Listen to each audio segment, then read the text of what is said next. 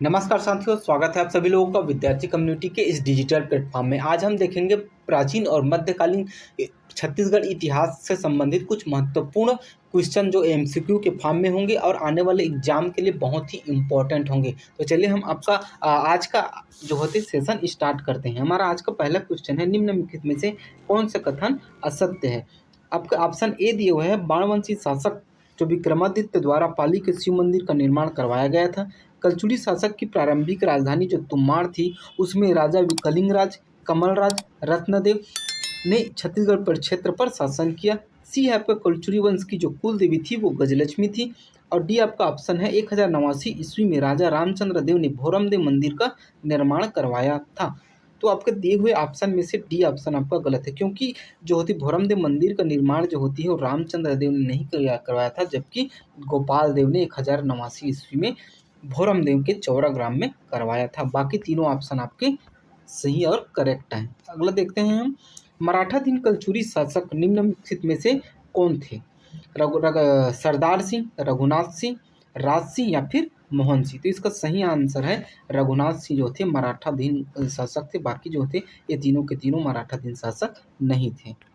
चलिए आज आगे बढ़ते हैं। तीसरा हमारा क्वेश्चन है, निम्न में लिखित में से कौन सा कथन गलत है। आपको ऑप्शन बिल्कुल सही सार देखना है कि गलत पूछा है कि सही पूछा गया है। पहला है आपका, सरबपुरी वंश के शासक प्रसन्न मात्र ने स्वर्ण सिक्के जारी करवाए थे। बी आपका ऑप्शन है, उड़ीसा के सोमवंशी शासक त्रिकलिंगाधिपति की उपाधि धारण करते थे।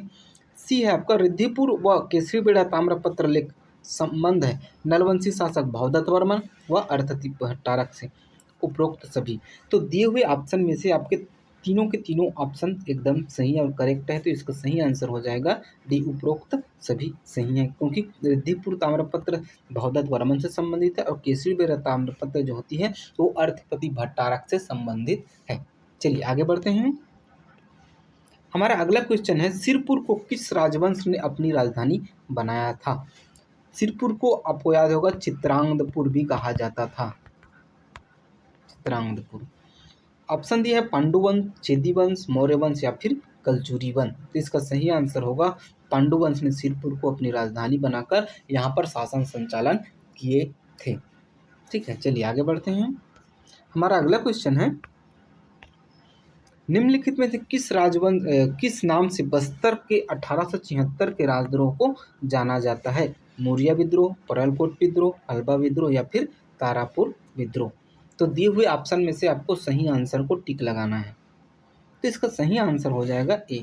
1876 के जो राज विद्रोह है ना, उसे मौर्य विद्रोह के नाम से जाना जाता है। अब मौर्य विद्रोह क्यों हुआ था, चलिए मैं आप लोग 1876 को जो मौर्य विद्रोह था ना, वो लगभग भैरमदेव के शासनकाल में हुआ था और जिनके नेतृत्वकर्ता जो थे वो झारा सिरहा थे। और इनका जो प्रतीक चिन्ह था वो आम वृक्ष की टहनी जो थी वो उनका प्रतीक चिन्ह था। और इनके दमनकर्ता की बात करें तो मैक जॉर्ज जो थे वो दमन करते। तो आपको 3 फैक्टर याद रखना कि शासक कौन था, भैरमदेव शासक था, नेतृत्वकर्ता जो थे झारा सिरहा थे और उनके दमनकर्ता जो थे मैक जॉर्ज थे। और उनका प्रतीक चिन्ह जो थे आम वृक्ष की टहनी जो थी वो उनका प्रतीक चिन्ह था। और इसका अगर हम परिणाम देखें तो 2 मार्च 1876 को उत्तर में जो होती है जो हमारे बस्तर है ना, उसमें जो है काला दिवस मनाया गया था। क्यों मनाया गया था, जिसके बाद जो होती है मैक जॉर्ज ने 8 मार्च 1876 को जगदलपुर में मौर्य दरबार का आयोजन किया। और अंग्रेजों ने बस्तर के अनेक प्रशासनिक जो सुधार थे वो किए हुए थे, लेकिन नया जो होती है एक 10 वर्षीय भू राजस्व बंदोबस्त लाया गया था। इसी भू राजस्व बंदोबस्त के विरोध में झारा सिरहा के नेतृत्व में भैरमदेव के शासनकाल में मौर्य विद्रोह 1876 में आयोजित किया गया था। यह जो होती है बस्तर का जो होती है स्वाधीनता संग्राम जो होती है, इस विद्रोह को कहा जाता है। चलिए आगे बढ़ते हैं। अगर हम छत्तीसगढ़ में हुए पूरे जनजाति विद्रोह की बात करें तो दिया गया है, देखिए हल्बा विद्रोह जो था 17, देखिए मैं लास्ट में ना इसके लास्ट में आपको इसका कोड भी बताऊंगा जिससे आपको एक बार में याद हो जाएगा। तो देखते रहिएगा पूरा लास्ट तक वीडियो। हल्बा विद्रोह 1774 में, परलकोट विद्रोह 1825 में, तारापुर विद्रोह 1842 में और मौर्य विद्रोह भी जो होती है वो 1842 में ही हुआ था। लिंगागिरी विद्रोह की बात करें तो ये हुआ था लगभग 1856 में, और कोई विद्रोह 1859 में। मौर्य विद्रोह जो होती है वो 1876 में, जो हमने अभी पढ़ा था। अब भूमकाल विद्रोह की बात करें तो वह हुआ था 1910 में। अब इसके याद करने का ट्रिक बताता हूँ। हल से हलवा, पर से परलकोट, तारा, त से तारापुर विद्रोह का ना, तो हल पर तारा, मेरी, म से मेरिया विद्रोह। तो इतना हल पर तारा मेरी। लिंकोम, ये आपको याद रखना पड़ेगा। लिंकोम, इससे 3 ठो बनेगा। देखिए, लिंगागिरी, कोई विद्रोह और मौर्य विद्रोह। अब भूमकाल तो आपका याद, तो हल पर तारा मेरी, लिंकोम, भूमकाल। ठीक है।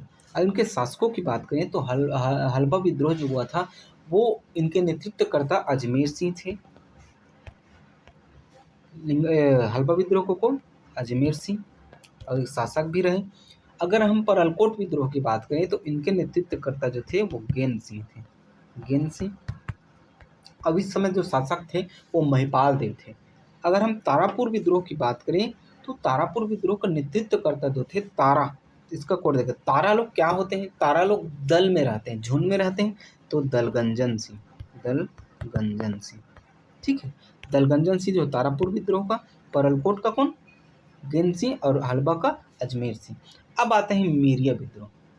तो हिड से मानने तक अपना हेड क्या होता है? मेरा होता है ना। तो मेरी से हिडमा से माँ, मेरा सिर मेरा है। तो हिडमा मांझी ने इसका नेतृत्व किया था, और यह हुआ था भूपाल देव के संबंध में। लिंगागिरी विद्रोह, इनका जो होती है ध्रुवाराम माड़िया, और ये भी हुआ था इसके शासनकाल में भैरम देव। तो भैरम देव के शासनकाल में ये तीनों विद्रोह हुआ था। कौन कौन सा? लिंगागिरी विद्रोह, कोई विद्रोह और मौर्य विद्रोह। लिंगागिरी का ध्रुवाराम माड़िया हमने देखी है। कोई विद्रोह का जो होती है नागोरदोल। एक्चुअली जो कोई विद्रोह हुआ था ना, वो साल वृक्ष की कटाई के विरोध में हुआ था। तब इन्होंने कहा था कि कोई नहीं काट सकता मेरा साल वृक्ष। तो कोई से हो गया कोई विद्रोह, न से हो गया नागुर-दोरला। ये नागुर-दोरला जो थे वो कोई विद्रोह के नेतृत्व करते थे। अब अगर मौर्य विद्रोह की बात करें तो मौर्य विद्रोह जो होती है ये जो झाड़ा सिद्धा के नेतृत्व में हुआ था भैरम देव के शासनकाल में। अब भूमकाल विद्रोह तो हमारे सबसे प्रसिद्ध जो थे वो रुद्र प्रताप देव जी थे, उनके शासनकाल में हुआ था गुंडाधुर के नेतृत्व में। जो एक जो होती इनका जो कारण था वो बहुआयामी कारण था, जो कि पुष्पाल बाजार से आरंभ हुआ था। और इनके प्रतीक चिन्ह की बात करें तो लाल मिर्च एवं जो होती है आम की टहनी, इनका जो प्रतीक चिन्ह था। और जो होती है जो लाल कालेंद्र सिंह था ना, और लाल रानी स्वर्ण कुंवर और कुंवर बहादुर, ये तीनों ने गुंडाधुर का नेतृत्व में अपनी सहायता सहयोग प्रदान किया था। तो ये मैंने पूरा विस्तृत रूप से जो होती है छत्तीसगढ़ में हुए प्रमुख जनजाति विद्रोह का आप लोगों को सार दिया है। तो आप लोग अगर आप समझ ना आए तो कमेंट भी कीजिए, और वीडियो को आप लोग दोबारा अगर रिवाइज करके देखेंगे तो आपको पूरा क्लियर हो जाएगा क्योंकि इतना क्लियर डिटेल में यूट्यूब में आपको कहीं भी नहीं मिलेगा जितना आप लोगों को मैं दे रहा हूँ। तो आप लोग चैनल को लाइक कीजिएगा, सब्सक्राइब कीजिएगा, और ज़्यादा से ज़्यादा लोगों तक शेयर कीजिएगा। चलिए आगे बढ़ते हैं हम। चीनी यात्री जो हेनसांग था वो कब छत्तीसगढ़ की जो यात्रा में आया था? 7वीं शताब्दी, 8वीं शताब्दी, 5वीं शताब्दी या फिर 9वीं शताब्दी? एक्चुअली जो हेनसांग था ना 639 ईस्वी में 7वीं शताब्दी में जो होती है पांडुवंश की शासक के काल में आया था। सिरपुर और रायपुर की इन्होंने यात्रा की थी। चलिए आगे बढ़ते हैं। हमारा अगला क्वेश्चन है, निम्नलिखित कथनों को ध्यानपूर्वक पढ़कर सही उत्तर का चुनाव कीजिए। रामचंद्र देव का शिलालेख जो होती है नागपुर संग्रहालय में संरक्षित है। दूसरा है आपका कलचुरी शासक जो अमर सिंह को मराठों ने रायपुर, राजिम और आरंग को परगने के में जो होती जागीर के रूप में दी थी। तीसरा है आपका रायपुर शहर की स्थापना रामचंद्र देव ने अपने पुत्र ब्रह्मदेव की याद में करवाया था। तो इसका सही ऑप्शन जो है वो सिर्फ 3 सही है, बाकी दोनों गलत हैं आपके। चलिए आगे बढ़ते हैं। अगला हमारा क्वेश्चन है, लोहांडीगुड़ा तरंगड़ी छत्तीसगढ़ के किस शासक की रचना है? प्रवीण चंद्र भंजदेव, दरियादेव, भैरमदेव या फिर रुद्र प्रताप देव? तो इसका सही आंसर जो होती है, ये लोहांडीगुड़ा तरंगड़ी जो होती है वो काकती वंशी शासक प्रवीण चंद्र भंजदेव से संबंधित है। चलिए आगे बढ़ते हैं। अगला हमारा क्वेश्चन है, निम्नलिखित में से असत्य कथन को पहचान कीजिए। ईशान देव का उल्लेख खरौद के लखनेश्वर मंदिर शिलालेख में मिलता है। बी है आपका जो होती है महाशिव तिवर देव निष्पुत्र थे। और आपका सी है शिला जो होती है शिलालेख में, इसी जो शिलालेख है कौन सी लखने जो होती है लखनेश्वर मंदिर शिलालेख में पांडुवंश की पांडुवंश को शशिवंश संभूत सीता सुवंशी आदि नामों से जाना गया है या फिर उपरोक्त सभी सत्य है? तो इसका जो सही आंसर जो है वो बी शिव है, क्योंकि महर्षि तिवर्द थे वो निष्पुत्र नहीं थे, उनके पुत्र थे ब्रह्मदेव। ठीक है, बाकी दोनों कथन सही हैं। चलिए आगे बढ़ते हैं। आज का हमारा लास्ट क्वेश्चन है, कोंडागांव के एड़ेंगा में किसके सिक्के प्राप्त हुए हैं? भौदत्त वर्मन के, अर्थपति भट्टारक के, वराहराज के या फिर उपयुक्त सभी? अगर हम इसका ऑप्शन देखें तो जो होती है उपयुक्त सभी सही है, क्योंकि भौदत्त वर्मन, अर्थपति भट्टारक और वराहराज तीनों नलवंशी शासक थे और तीनों के सिक्के जो होती है कोंडागांव के एड़ेंगा ग्राम से प्राप्त हुए हैं। चलिए इसका विस्तृत अध्ययन थोड़ा देख लेते हैं।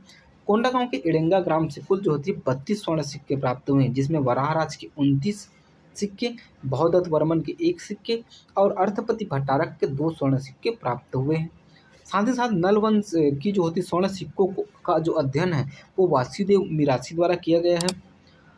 और इनके जो शीर्ष है ना, ये शीर्ष मुख्य भाग पर जो होती चित्र उल्लेख है, जबकि पृष्ठ भाग जो होती है वो पूर्णतः रिक्त यानी कि खाली है।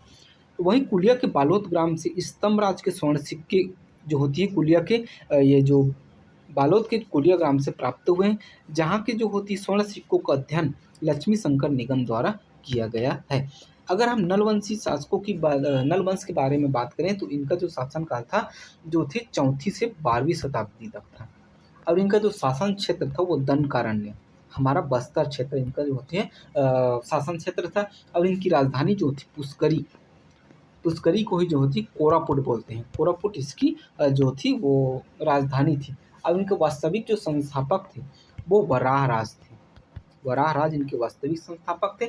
वहीं जो अगर मैं शिशुक की बात करूँ, शिशुक इनके संस्थापक थे, नलवंश के संस्थापक शिशुक थे और वराहराज जो थे वो उनके वास्तविक संस्थापक थे। और इनका वर्णन हमें जो होती है वायु पुराण में भी मिलता है। और इनके जो समकालीन शासकों की बात करें तो वाकाटक वंश और जो गुप्त वंश थे, ये दोनों के दोनों इनके समकालीन थे। हम इनके आगे देखेंगे इनकी जानकारी का स्रोत कौन कौन सा है। रिद्धिपुर ताम्रपत्र, केसरी बेला ताम्रपत्र, परिया पाथर ताम्रपत्र, गुंजाम ताम्रपत्र, कुलिया ताम्रपत्र। इसका पूरा विस्तृत अध्ययन मैं आप लोगों को लगातार कराते रहूँगा जब तक एग्जाम नहीं हो जाता। तब तक के लिए मैं आपके लिए दृढ़ संकल्पित हूँ। तो आप लोग का भी कर्तव्य बनता है कि आप लोगों को अच्छा लगे तो चैनल को लाइक कीजिए, सब्सक्राइब कीजिए और ज़्यादा से ज़्यादा लोगों तक शेयर कीजिए। मिलते हैं किसी ऐसी ही न्यू वीडियो में न्यू क्वेश्चन के साथ। तब तक के लिए जय हिंद, जय भारत, जय छत्तीसगढ़।